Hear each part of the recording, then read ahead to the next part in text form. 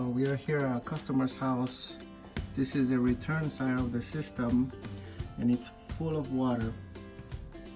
I believe the main problem was that the drain line, the primary drain line was clogged, so it was overflowing into the unit and down to the return.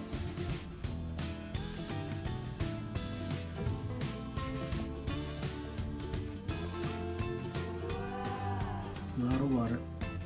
So I just wanted to show you something else. This is the primary drain line. It goes back there. I already unclogged it. It goes to this side of the wall, and basically I unclogged it. But I'm gonna recommend putting a wet switch in that secondary drain line. That way this doesn't happen again.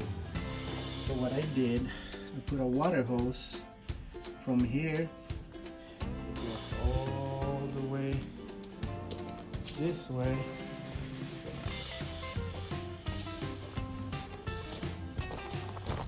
Put the vacuum on it, but then just with the water pressure it's still draining. You can see a lot of water coming out of it.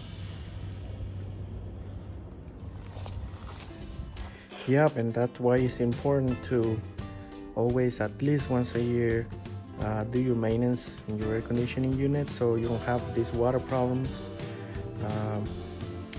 I still have to test the motor because it's making a noise when it turns on, but I think it's because it was pulling water from the return, and that could have basically damaged the motor windings, caused a short. Not good, but hopefully after removing all this water it'll be okay.